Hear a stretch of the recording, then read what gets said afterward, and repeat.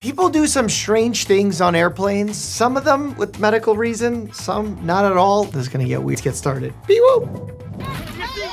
Oh.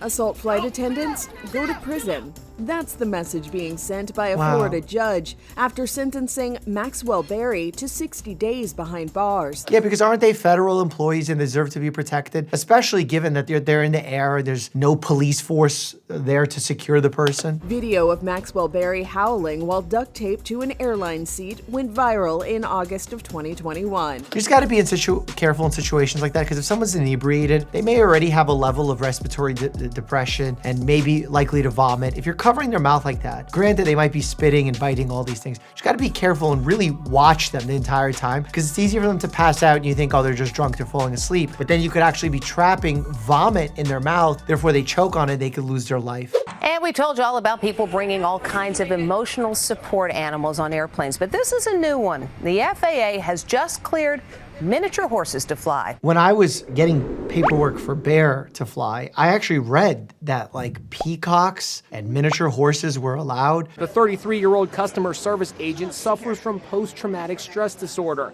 She's allergic to dogs, so she's bonded with a horse. Abria made her way through O'Hare Airport, or should we call it O'Mare Airport, to meet up with her aunt. Well, now the rules have changed. They don't allow emotional support animals. They allow psychiatric service animals that have to be trained for a given purpose. For some individuals who suffer with debilitating anxiety, panic attacks, if the animal is truly trained, it makes sense that they're allowed. And yet I would see people who claim that they have service animals that are visibly not trained. And this is because there are no agencies that certify the animals to be true service animals or emotional support animals at the time. This happened on my flight. What's happening? Is she washing her underwear? On a drinking water glass. No, come on, this is a joke. This is a skit for TikTok or something. No, come on, Sam. Is it real? When a random passenger falls asleep on your shoulder. Honestly, I think when people invade your space, I want to correct them, but I don't know the correct way to correct them. I will say, I don't think airplane pillows do anything. Neck pillow. Yeah. Especially for those like myself who has a longer neck, or Bear. But for those who need a little more support, there's this pillow that I purchased one time called the turtle pillow. And that one kind of acts almost like a neck brace, but is still breathable. That one's really good at giving support. Attention. Is there a doctor on the plane? There is a passenger in need of assistance. Attention. Is there a different doctor on the plane?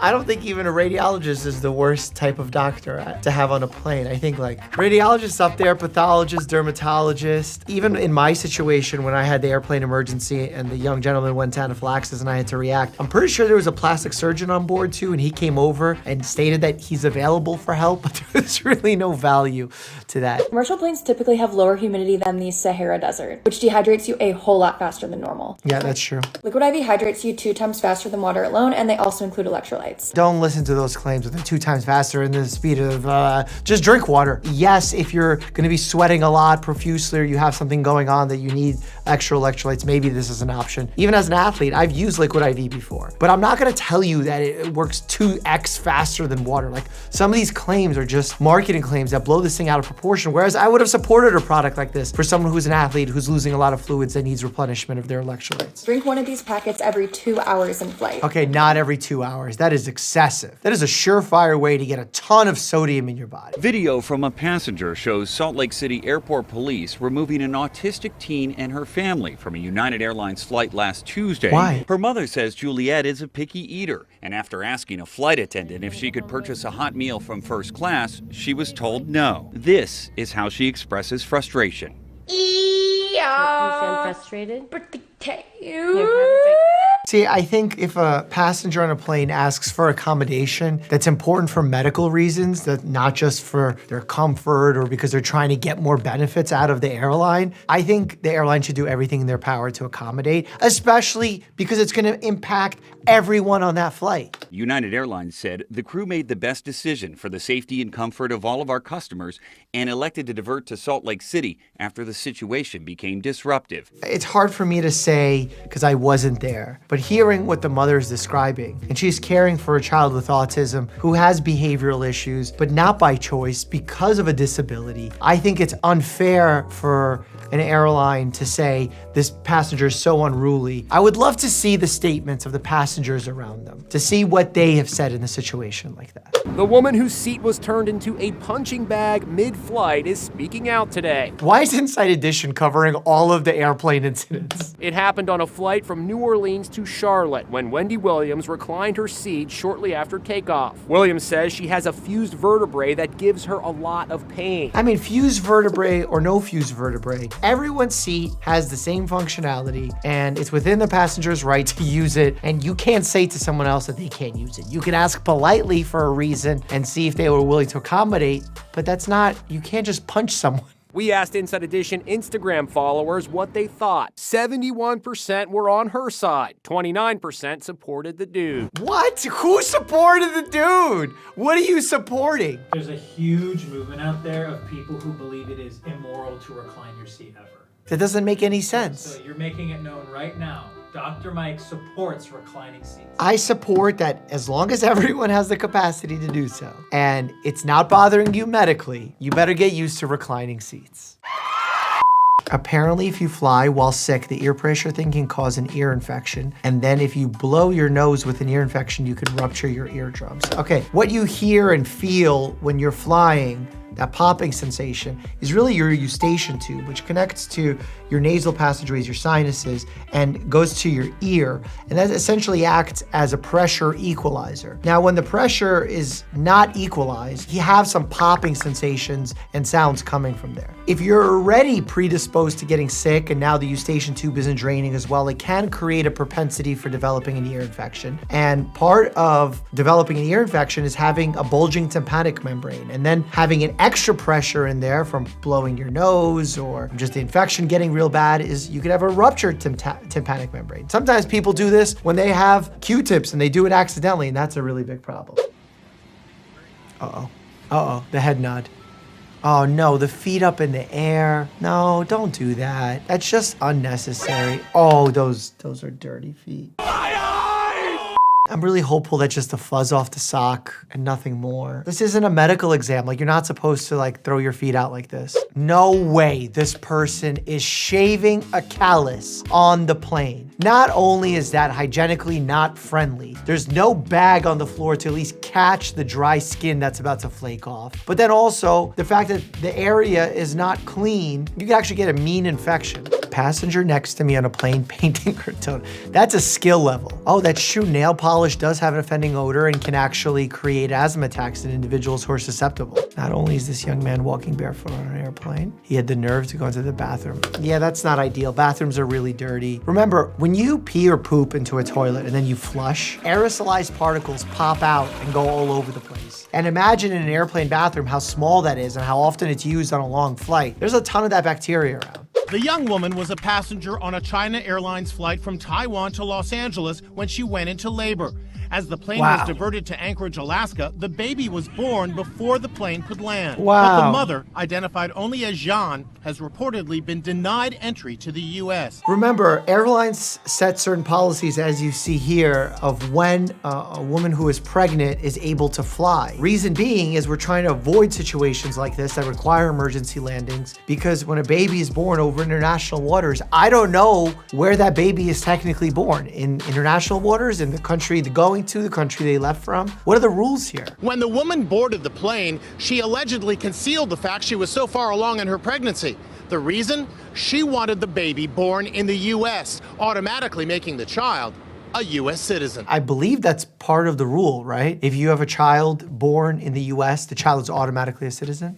Everything went medically very smoothly in the air, but that's not always the case. Yeah, it could go wrong in a big way where you need tools, medications, fluids, blood transfusions, things that you don't have access to in an airplane kit. As I found out at 30,000 feet that there were no EpiPens on the plane that I was on. Whoa. A tarantula on a plane. Remember what we said about spiders on the previous episodes. There are very few spiders in this world that are deadly. And in the United States and North America, there's been like 0 fatalities from spiders. So as long as you get adequate medical care, you'll be okay. You might want to think about ordering something other than coffee or tea. Ooh. This flight attendant is sharing secrets that airlines won't tell you. Why? The thing about the coffee and the tea is that the pipes are rarely clean. Why are they rarely cleaned? Why don't we clean them? Airlines are only required to disinfect and flush the water tanks 4 times a year.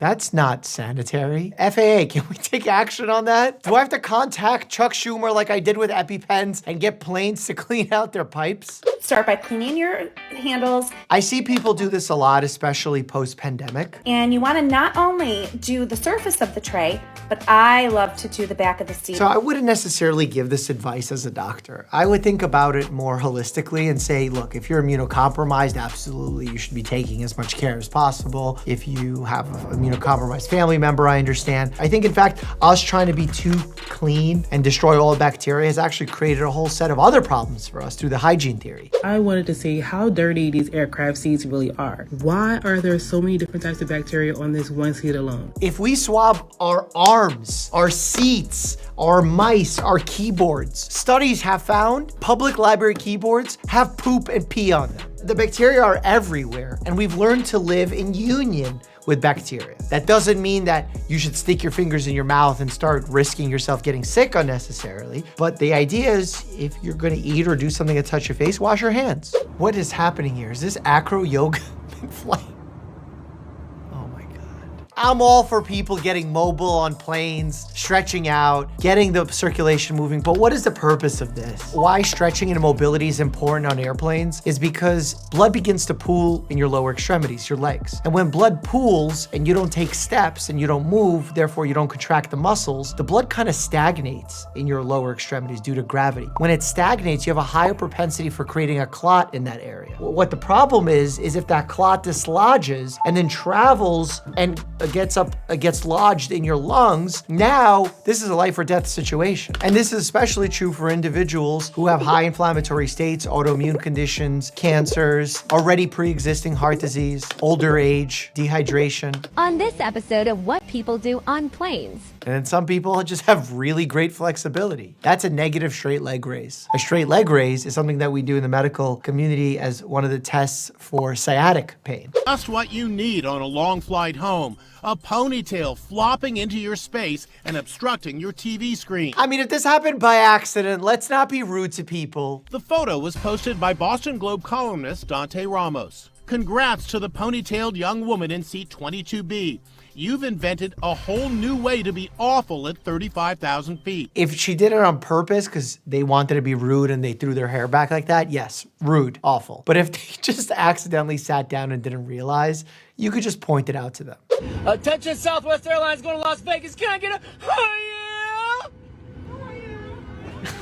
Such an awkward. Where did that start from? Someone needs to tell me in the comments. Most people who experience motion sickness as children grow out of it in adulthood, but there are a lucky few of us who simply do not. Overactivation from the semicircular canals can actually cause severe motion sickness where people are vomiting profusely from just being on a boat or having their vision not match what they're experiencing, which is what I experienced when I was flying in F-16. First up, we have Dramamine Original. Yes, this one does make you drowsy, but I do have an overnight flight, so I'm going to use that to my advantage. That does help with some motion sickness. Now, the motion sickness pills are not infallible, so we also have Dramamine Nausea for when my stomach already hurts. There's also other things that we do, like scopolamine patches behind the ear. There are some like wristbands and things they can use that have acupressure points that have some success. I wouldn't use them as a first-line treatment, but as like an alternative, non-medication thing, it is an option.